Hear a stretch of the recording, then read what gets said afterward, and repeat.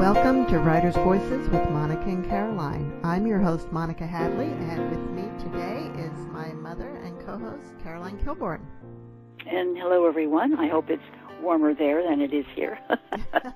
Oh, come on. It's not so bad for November. No, it's not. I know.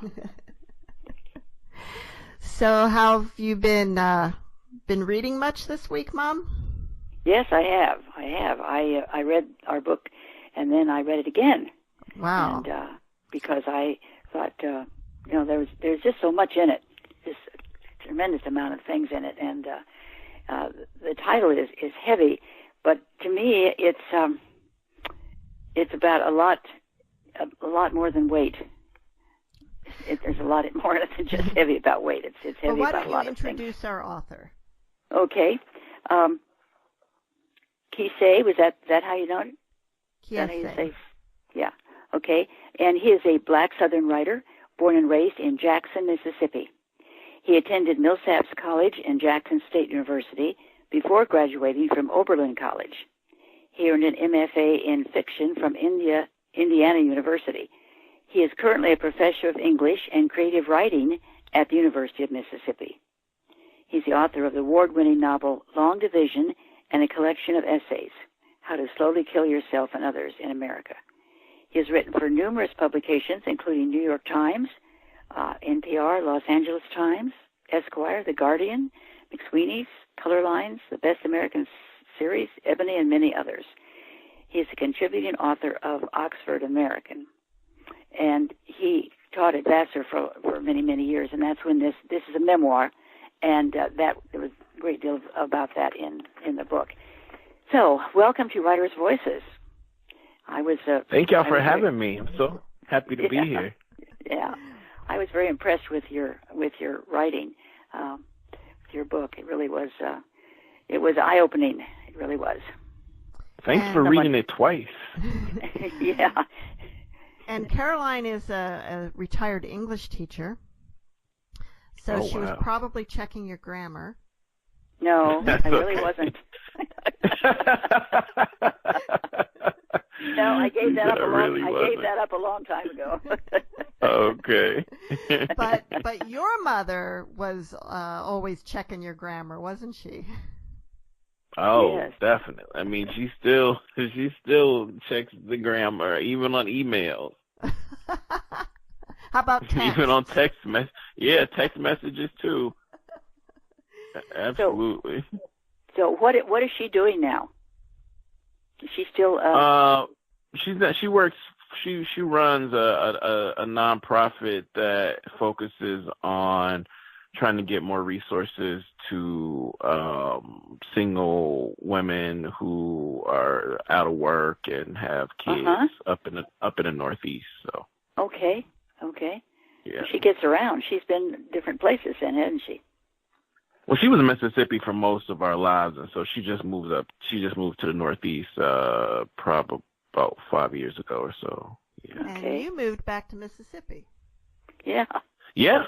I mean, I always wanted to come back, and then I knew I needed to come back with a few things under my arm. So, when I got a few books done and got a lot more professional security, I thought it was time, and I needed to finish this book. I thought it was time to come home. Wow. So, Heavy is a memoir, and it deals with your relationship with your mother, which is why we are asking about her, your experiences with racism, with addiction, with weight issues, and how the world treats people who don't fit the, sort of the norm in terms of body size. Right. It seems like, at least in the early part of your book, you had a pretty rough childhood. So teaching at Vassar, one of the things that you experience is, especially when I got my job at Vassar, I was 26. So I would, a lot of my students will come try to talk to me about the hard time they were having transitioning from high school to college, and then doing that, they would talk about their childhoods. And so, I guess my childhood was sort of rough or hard, but like the more I talk to kids and adults, like I think a lot of us had pretty rough childhoods. Whether we're able to articulate that roughness is a different story. But it was definitely rough, but it was also, as rough as it was also loving. Mm. Yes, and of course your grandmama was also a very important part of that, wasn't she? Oh, absolutely. Absolutely. And so, I just don't, there's some people who don't have the privilege of having a grandmother like I did, who was just, she was just really good at loving people. Mm-hmm. And my mother, she had me when she was really young, and she was good actually at loving people too.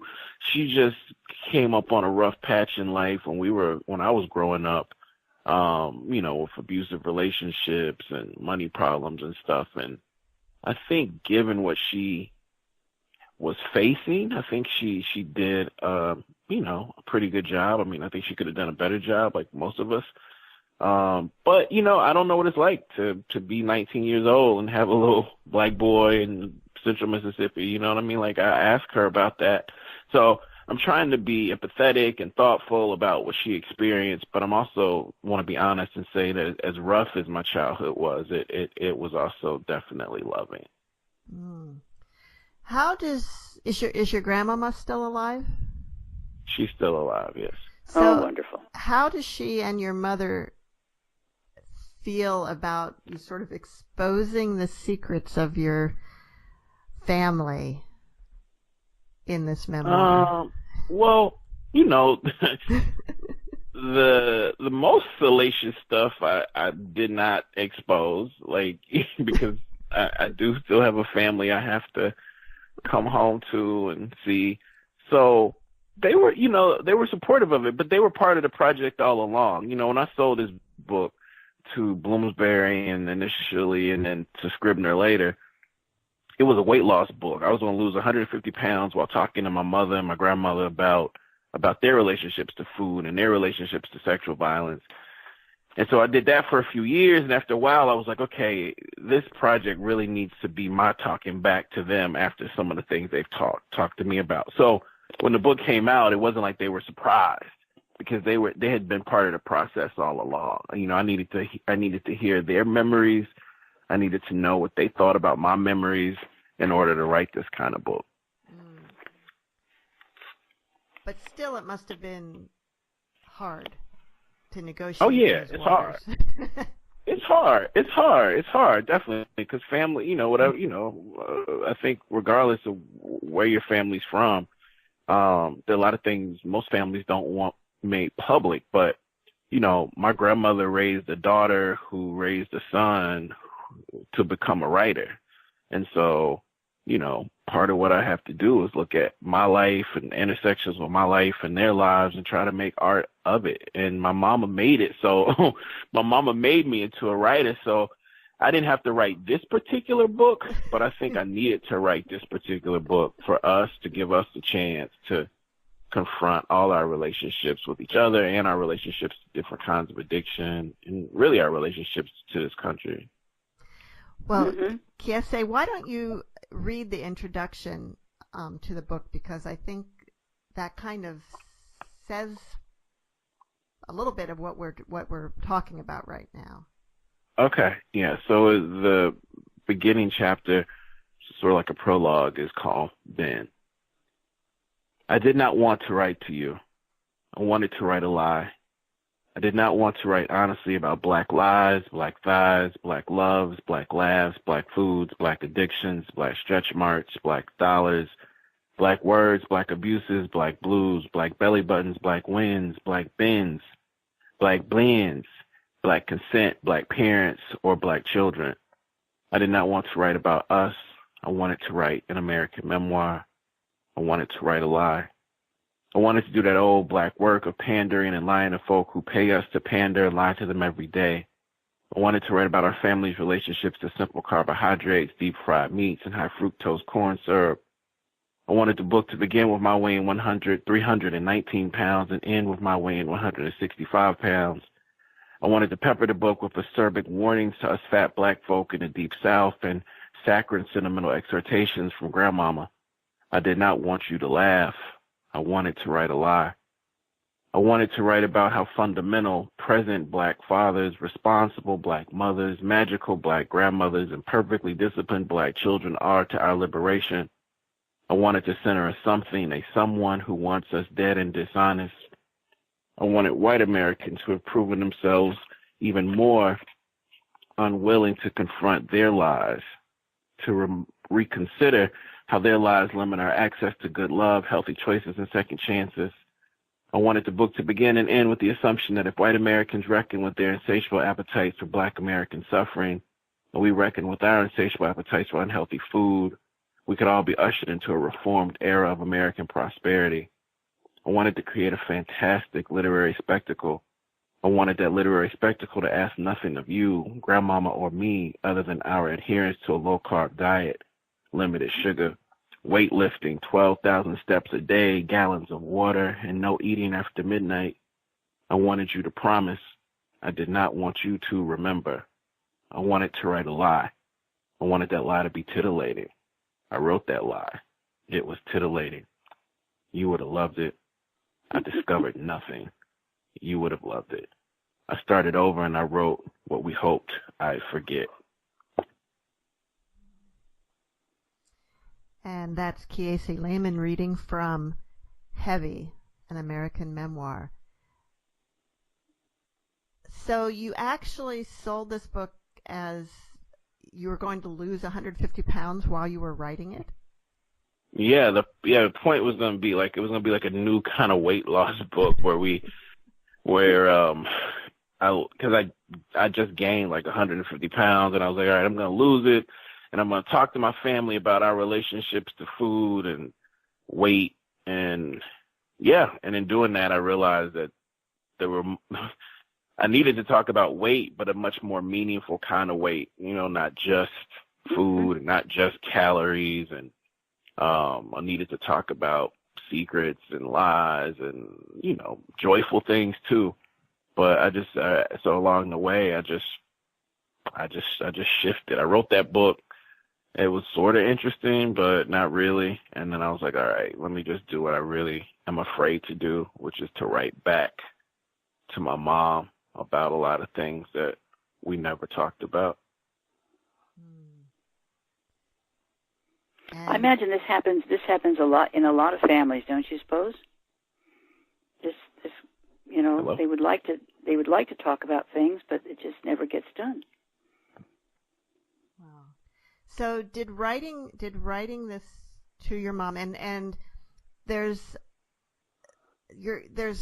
using a kind of a literary technique of addressing the book to your mother, or the stories to your mother, although you sort of step out of that at times too. But in doing this, did you resolve some of these unresolved issues from your past?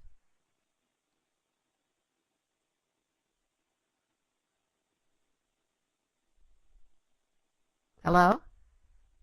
I think we lost him. I think you're right. You still there, Mom? Yeah. All right, let me try getting him on again. Let's see.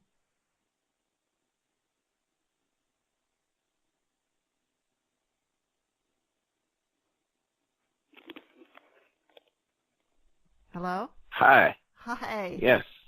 Not sure what happened there. I'm not sure either. I was talking, and then I kept saying hello, and y'all weren't on the other end. Yeah. Well, I was asking you a question, and anyway, we can edit that part out. So what I was asking you was, you were using this, you're writing this to your mother. Right. And in doing so, do you feel like you were able to work through some of these unresolved issues from the past? I think we have been able to start working through a lot of the issues. But, the book is also about how a lot of times families want that first conversation to be the last conversation. And I think in my family, at least, we're very obsessed with the idea of resolution. So, like, okay, we've dealt with that. We don't have to deal with it anymore, like that kind of thing. But that's not at all, I think, how life really works. And I don't think things really get dealt with if they're just talked about once or twice. So the book helped us begin to do work that we should have been doing a long time ago, but that work is not over at all. There's a section early in the book about your mother taking you to a psychologist. Can you tell me a little bit more about why she did that and what she was trying to accomplish? And you were what, 12? Yeah, something like that. I was 12 at the time. So I was getting in trouble in school, and I think parents can just see things in children sometimes we don't know they see, and vice versa. And I just experienced something strange at this house that I used to go over and stay. And I think she could just see a change in my behavior. And I think she could see that there was something not so right. But also at school, I was just getting in trouble all the time. And I was really angry. And she just thought, okay,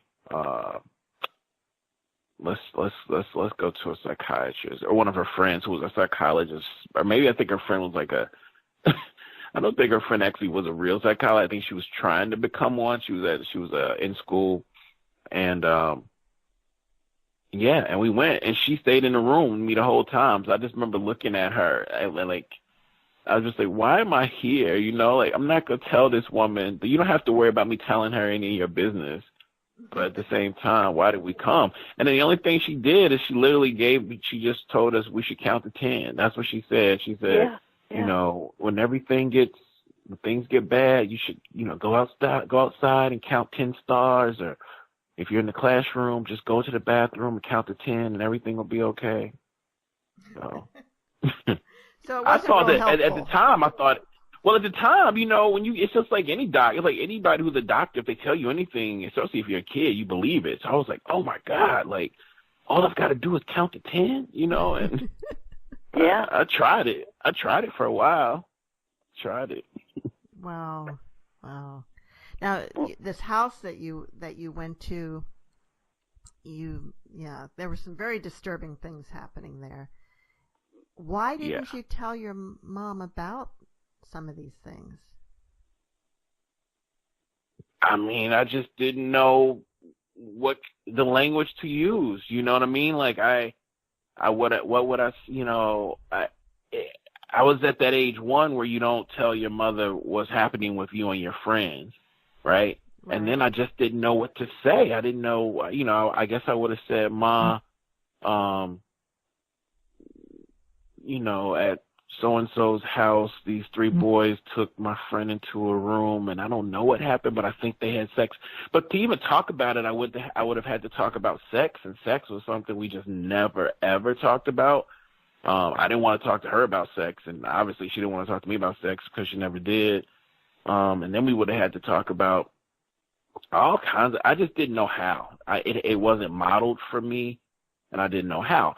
But I tried to write to my grandmother about it, because I trusted that my grandmother would somehow make it all okay, because she always made everything okay. And then when I wrote about it to her, she didn't know what to say either. She was going through her own trials and tribulations, and she didn't know what to do other than pray. So I just think that we just didn't have any models for talking about sexual violence. And when I was a kid growing up in Central Mississippi, I think kids might have more now, but back then there was no model for it. Wow. And you talk in the book about how black boys are taught to abuse black girls. Yeah, I think boys, period. But I was speaking specifically about my neighborhood. There were no white people.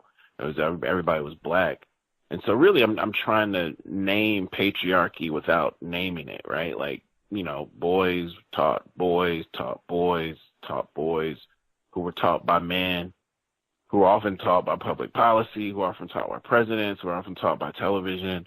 And I think we were taught, like, not that you should not harm women, but that, like, Black women particularly could survive any harm you inflicted upon them. That was the unspoken. That was the unspoken thing we were taught. And I think the nation actually teaches men that too, with women generally, right? Like, they'll be okay, like, she'll be all right and all that kind of stuff. So it's not that big a deal. Right. Exactly. It's not that big a deal. She'll get over it. You know what I mean? And that is one of the reasons we are where we are today, right? Because I think people are taught that exact thing. And there's consequences, like big consequences for that lesson, and for and girls are taught it's not that big a deal. Happens to everybody. Right. Don't make such a big deal about it. Right.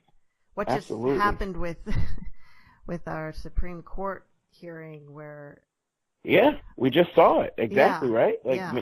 We just saw it. We just absolutely just saw exactly what I think we were all, what lots of us were taught. And the thing about that hearing that was so damning is that man did not take responsibility for anything. Not one thing. Yeah. You know what I mean? He did not take responsibility for being taught the way he knows we were all taught. He didn't take any responsibility. So my point is that not just Black boys taught Black boys this, but as we see, like, these lessons come from up, they come from up on high. Literally, that lesson young boys just learned. They just learned that from the president via the new Supreme Court judge. And, we watched Clarence Thomas back in the 90s, so we learned it too. So it's like we just learn the lessons everywhere you go. It's not just in rap music. It's actually in actual politicians. It's in presidencies. It's in policies. Yeah. And I wanted to put a real body and family to those lessons. You're listening to Writers' Voices with Monica and Caroline, and our guest today is Kiese Laymon, author of Heavy, an American Memoir. Caroline, did you have some questions? Well, you lost a lot of weight, right? And then you unfortunately gained some of it back, and of course we have all been through that. That's, right. Right. It's very, very common to happen. So I assume that you have lost it again. I fluctuate. I go up and down, but when I lost my weight, I got obsessive. I lost way too much weight. And so as I got small, I got smaller than I was big. Do you know what I mean? Like, there was but the thing was interesting is that when I moved to New York at 20, I got a job at Vassar at like 25, 26. Nobody who met me could ever have imagined that I was a big person because I'd lost like 120 pounds, right? So they I just think about sometimes you come into these new places and people have no idea who you've been, like who you really were, like, just a few years earlier. And so when I started to gain a lot of weight again, everybody was like, "Are you okay? What's wrong?" But really, I was sort of just growing back into my body. I was starting to eat again. I was starting to stop exercising so obsessively. Yeah, you ran every day, didn't you? Miles and miles every day. I ran my body into the ground. I would try to run 12 miles every day if I could, at least. Weekends I would try to do more. And then I would play basketball, I played basketball in college after I lost my weight, and I played basketball when I moved to Vassar. I played basketball almost every day. I was just punishing. I was just trying to, it was fun, but also I was just trying to punish my body. And I got to that point, I don't know if you all have been there, where you think that if you're harming yourself, if you push your body till exhaustion, like that, somehow that's supposed to be like the sign of progress. Oh, no right? pain, no gain, right? no pain, no gain. Yeah, that's what it was for me. And I just wanted to keep pushing and keep pushing and keep pushing. And then one day, my body was just like, nah, like we don't have anything left. You're not giving us enough food. You're not sleeping, and all you're doing is pushing it. And so my body just broke, and yeah, that's what happened. So how did you recover from that then? I mean, that must have been really difficult. I went to the doctor. I didn't get the surgery I was supposed to get, but I took a little time off.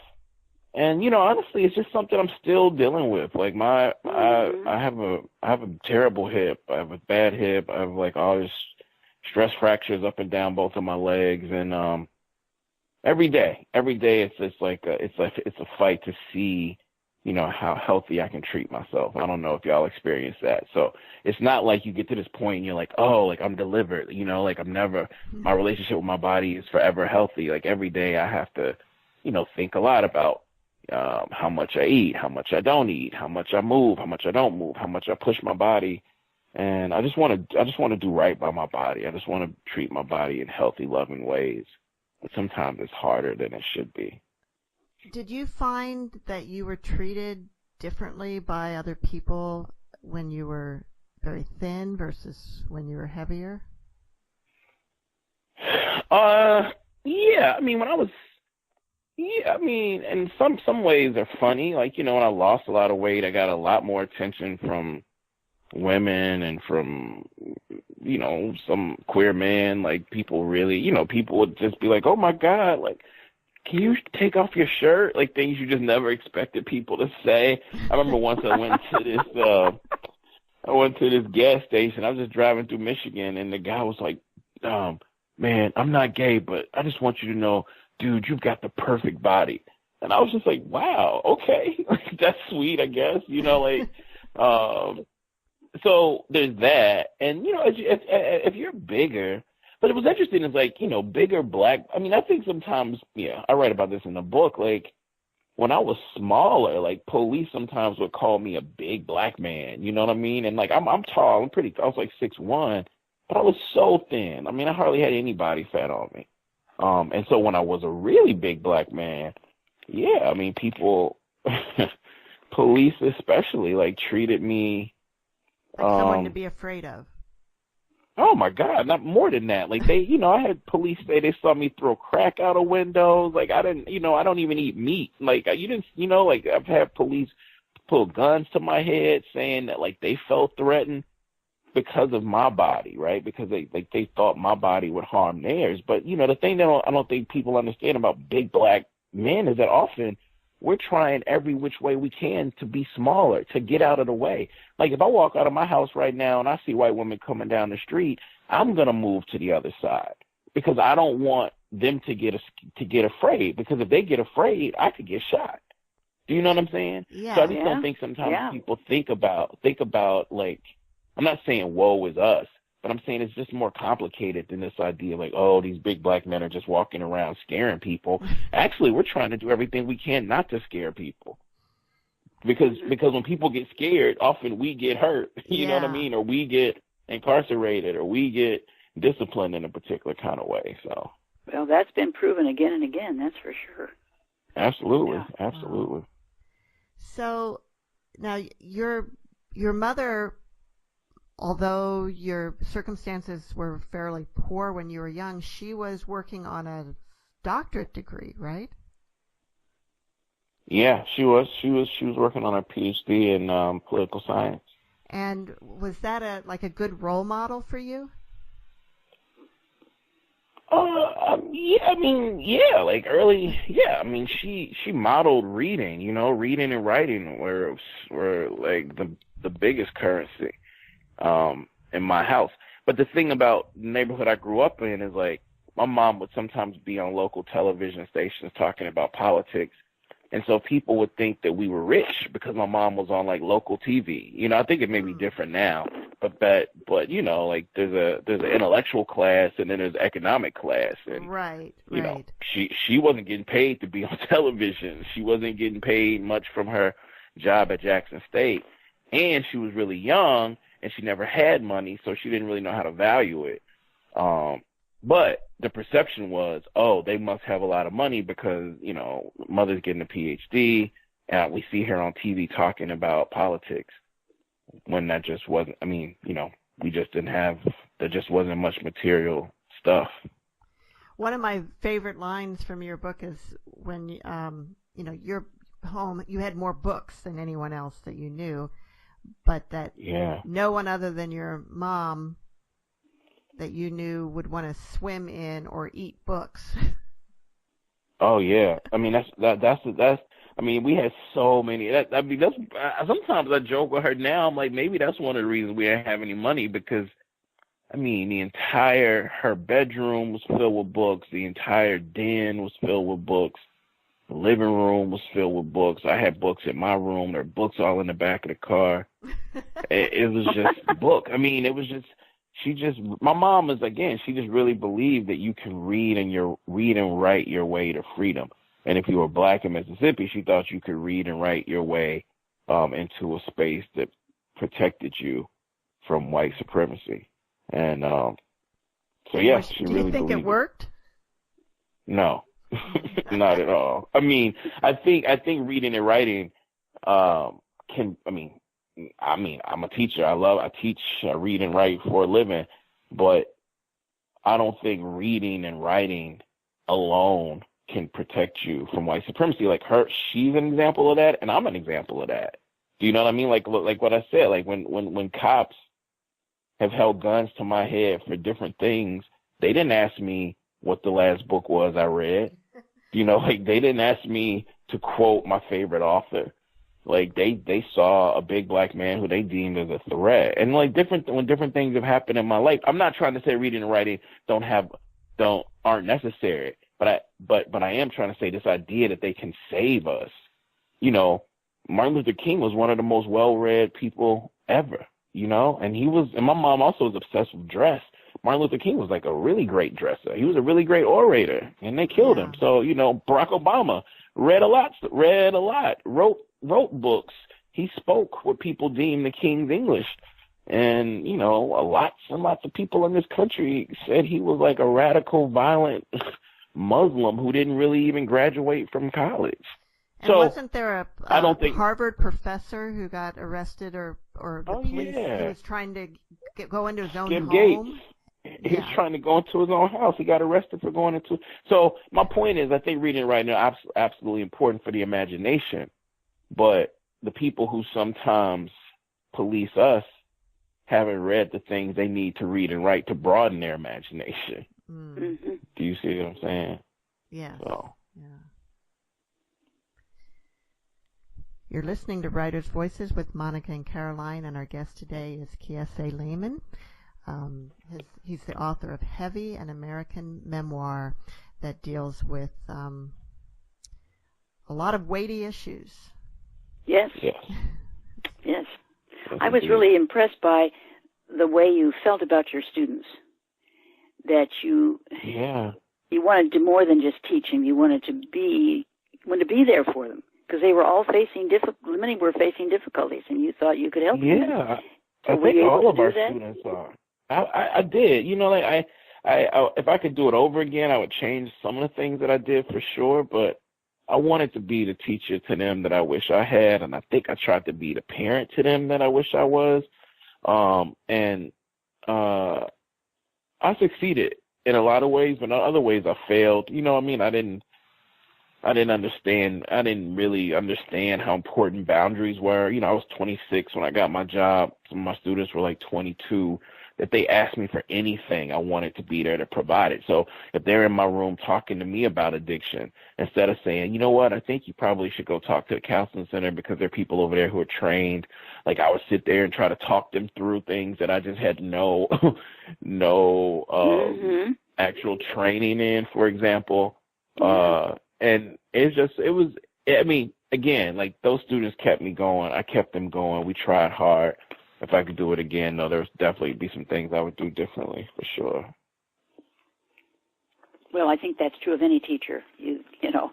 Yes, absolutely. Right. You teach, absolutely right. You got to look back and see what you could have done better, and try to do that better with the next student. And that's what I try to do. Yeah. That's what I try to do. So how many classes do you teach? How many different classes? So I'm teaching grad students now, and I'm on book tour, so I'm only teaching 2 right this semester, and I'll teach 2 next semester. And, teaching grad students is a lot different than teaching undergrads, but it's similar principles.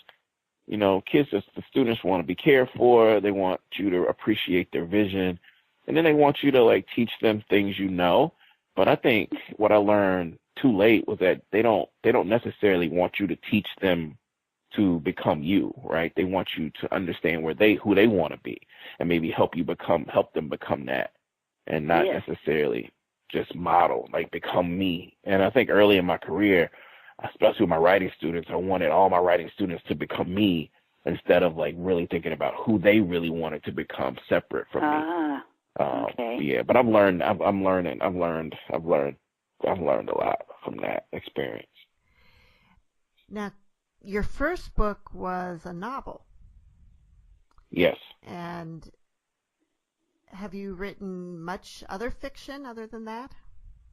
Yeah, I'm working on a novel now. It's called And So On.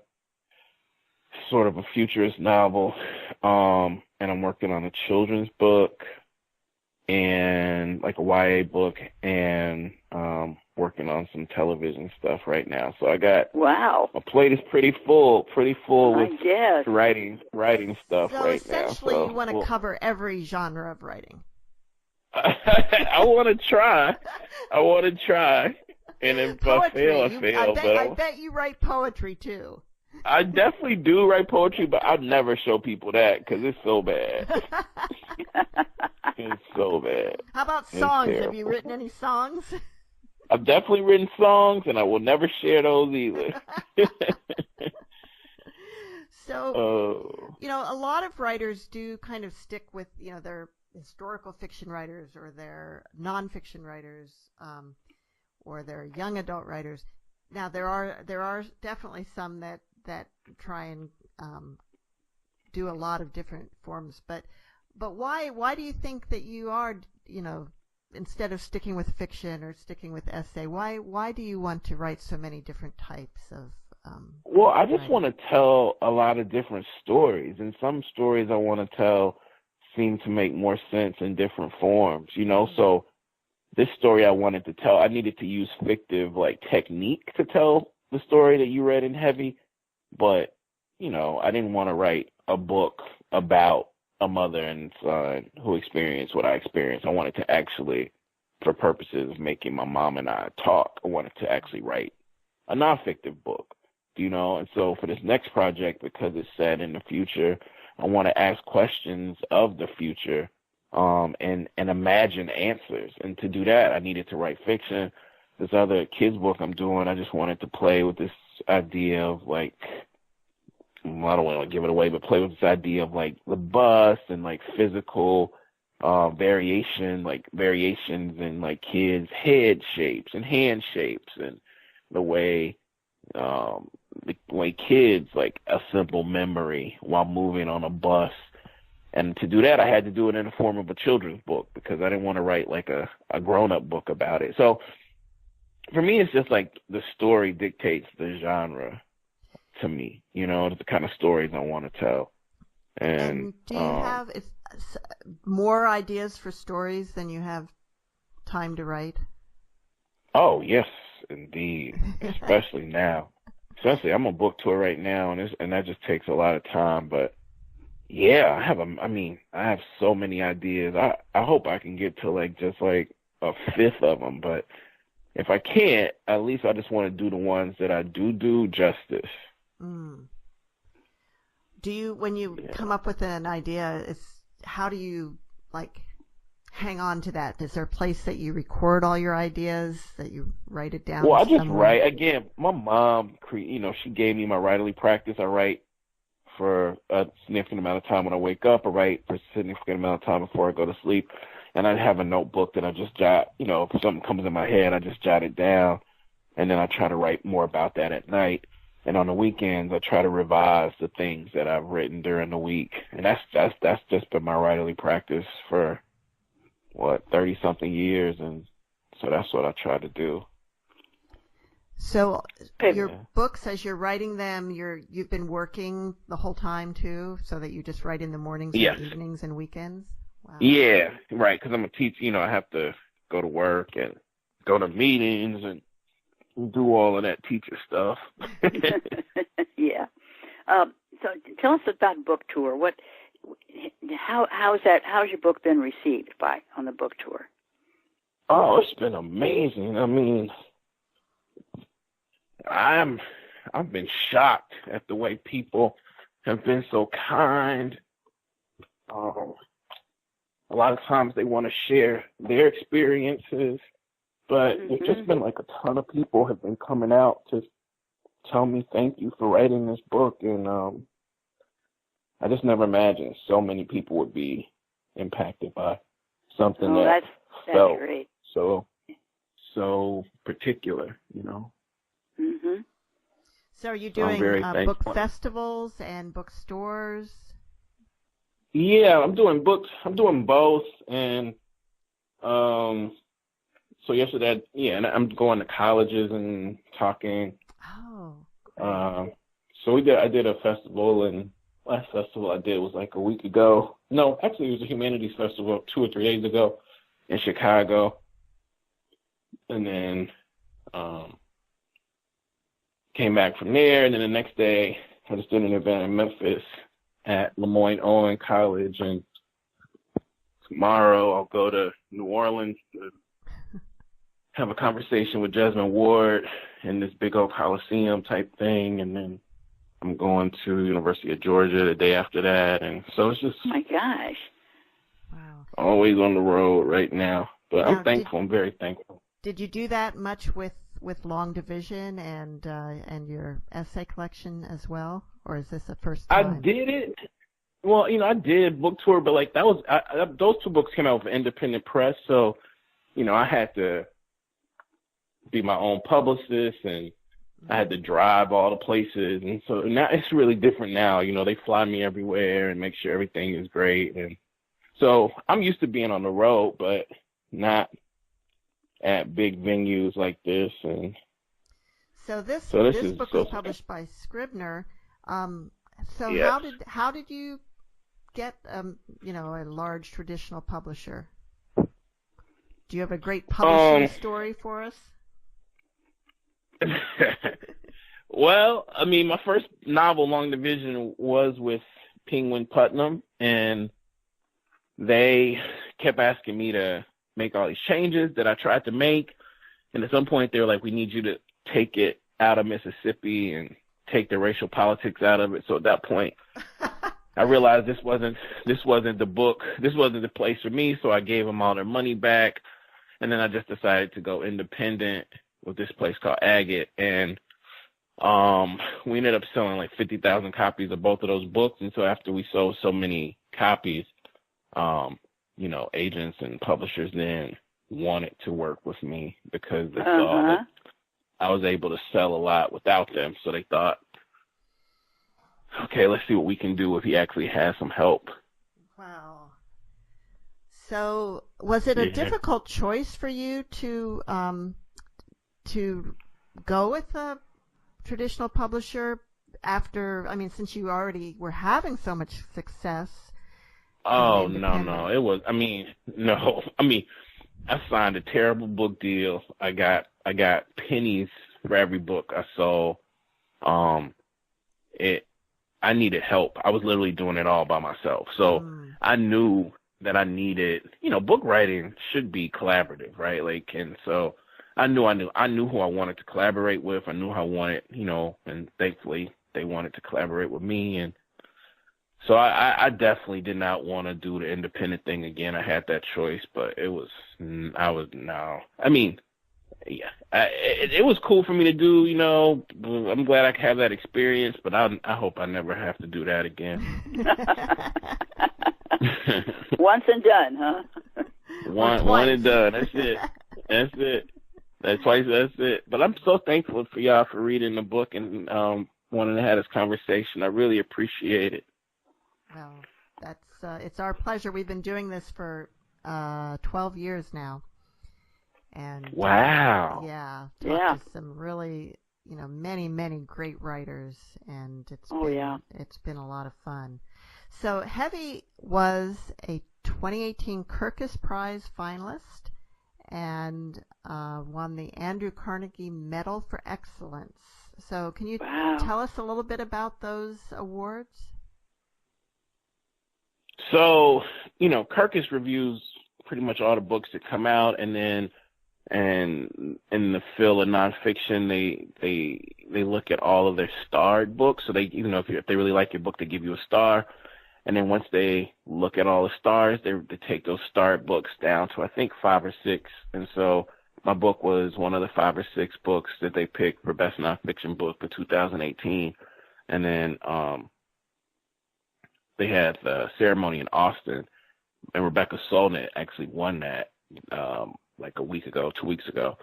And the Andrew Carnegie Medal for Excellence means a lot to me because it's like librarians across the country pick that, and then so they have a long list of like 20 of what they consider the best nonfiction books of the year, and then you reduce that 20 down to 3. And so I'm a finalist. I'm one of the shortlist finalists for that. They have that. They don't announce that till January, but yes, I'm one of the finalists for the Carnegie Medal. So were you over at the Texas Book Festival in Austin? Yes, that's where I was. That's where the ceremony was. Right. I went to that last year. I live part-time in Austin because my grandkids are there. And yeah. So but I wasn't this year. Well, last week I was in China, so I couldn't make it to the festival. Oh wow. Oh yeah, wow. She gets around. Yeah, that's serious. And right now we're in Iowa, so that's. I taught at Iowa last year. Oh, at the University of Iowa, the Summer Writing Festival? Not the summer, just I taught. I was they have this thing called like a distinguished visiting professor. So I was there for one semester. Oh, at the Iowa Writers Workshop. At the for nonfiction. That's fantastic. Yeah. Yeah, so it was great. Do you think you would ever, if you had this option, which you may, as successful as this book has been, to just write full time and not teach, would you want to do that? No, I love teaching. I mean, I guess if I won the lottery, I don't know. I still would teach. Like I love the teaching is more important for me than the writing. But they all kind of related. But I really love just being in classrooms and thinking and talking about ideas and words. So I don't ever want to give up teaching. But if I have to, I would have to. But thank goodness I don't have to. No. Well, I think good teachers are really the most important thing in our culture as far as I'm concerned. That's what I think. That's definitely what I think. I mean, absolutely. And that's why I think teachers obviously need to be, especially teachers at, the middle school and preschool and high school levels need to be compensated fairly. They need to be given time off. You know what I mean? Like I don't think we value what teachers have to do. Like we just don't value it at all, so. Oh, I agree. And I remember few years ago, maybe some teachers were trying to get higher pay or something. And I remember seeing this newscaster guy criticizing, well, they don't even work in the summers and they're making X amount per year. And I'm like, and how much are you making on this, network news show? And what good are you doing versus the good that those people are doing? It almost feels like in our society, we pay people in inverse proportion to the actual good they do for society. Absolutely. Yeah, no you're question. Right. Yeah. Yeah. No question. Of course, in the summer, then teachers have to go to take classes to, upgrade their skills and so forth. And, so we don't just get to loll around in the summertime, as I recall. Right.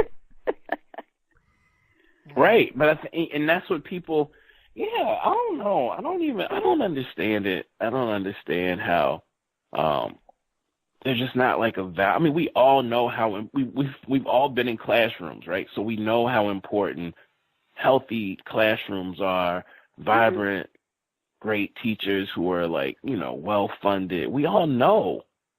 So it just seems like it should be the easiest thing in the world to say, okay, like this is actually as important as like defense spending or whatever, wherever all the money goes. It just seems like that we should all know it's important, but we don't, especially Mississippi. Like they do everything possible to gut public education here. And then there's, the problem with how schools are funded with property taxes so that wealthy areas have better schools than poor areas, where in some ways the state should be spending more money in the poor areas per capita than in the wealthy areas because they need it more. It's like they don't have as much opportunity for enrichment outside the classroom. Right. It's so backwards. Yeah, and they have to prepare. And then I'm sorry? No, go ahead. And then it also just, like, there's some things that, like, I just get weirded out sometimes. So, like, I'm not going to make this about Donald Trump, but then you have somebody like Donald Trump who went to the best schools ever. Like, he went to the schools that we all want to send our children to. And then I'm always like, oh, well, so there's proof that going to the best schools doesn't make you the most caring person in the world. Yeah, that's right. Or the most intelligent. Or the most intelligent, or the most thoughtful, so. Yeah. I hate to say it, but not even the most well-educated. Exactly. That's what I'm saying. That's what I think. That's why I just think we need to really rethink the entire system, because something's not working. Yeah. And even when it does supposedly work, I just question sometimes whether or not it actually works, So. So, in your book, you're dealing with, like I said, racism and misogyny and toxic masculinity and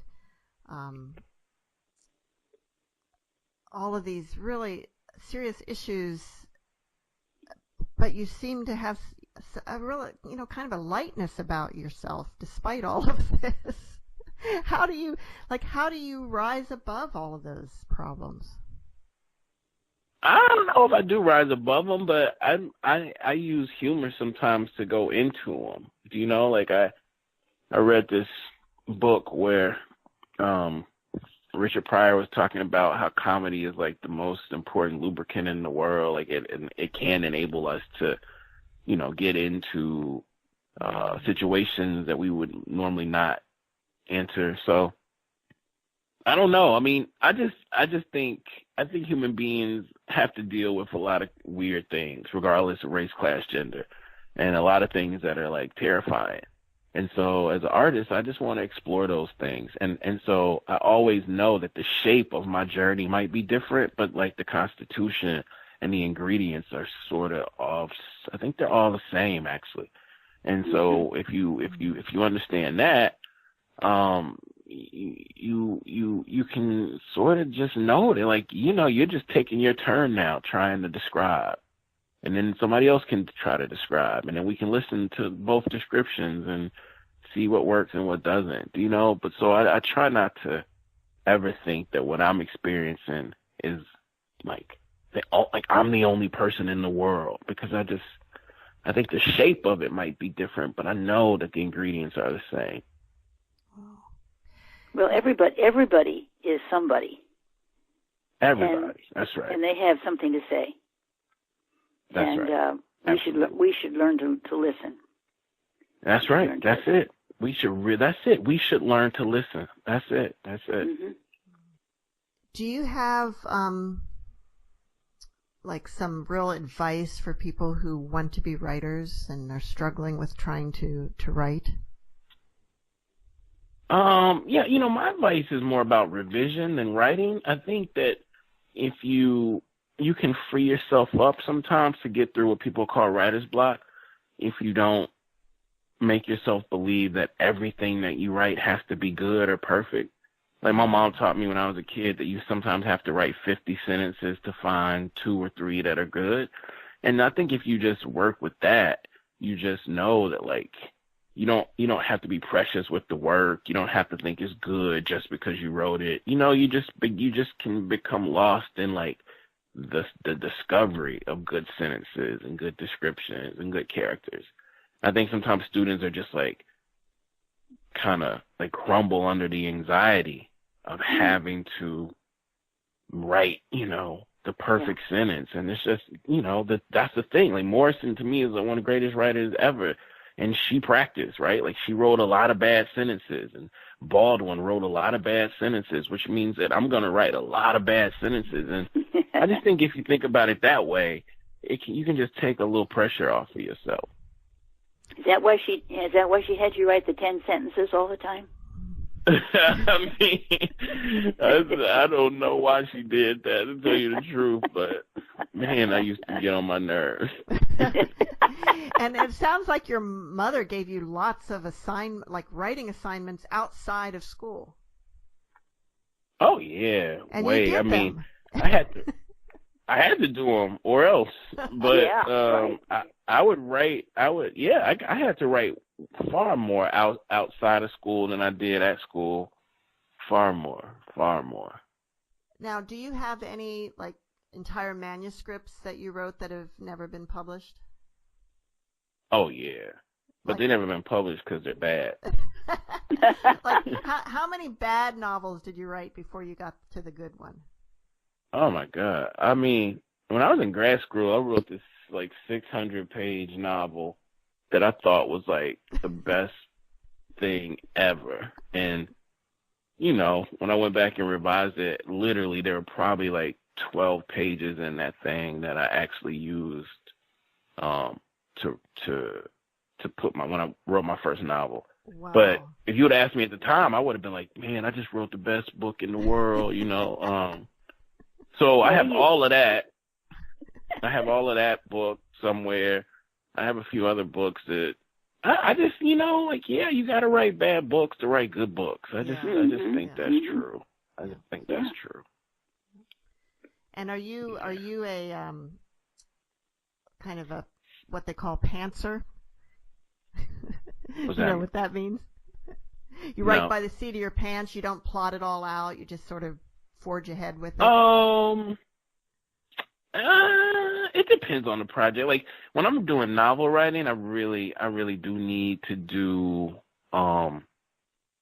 outlines and character sketches, and I need to sometimes try to draw the place or the scene. Like when I'm doing novel writing, I don't think I can't just do it by the seat of my pants. Okay. If I'm doing memoir, I just have to write a ton of drafts, but I'm not thinking as much about plot initially. I'm just trying to get it out, and then I'll artfully put it together. But novel writing kind of requires a lot of plotting and planning. And, oh yeah. Well, that makes sense. Well, Kiese, unfortunately, we're out of time. Yeah, I am too. But it's been a great pleasure talking to you. And Mom, do you have some final words of wisdom? I do. Here's to kind women and caring men. May we know them. May we raise them. May we be them. I just love that. I love that so much. Thank y'all so much. Oh, you're welcome. Thank you for being with us, and see you all next week on Writer's Voices. Bye-bye.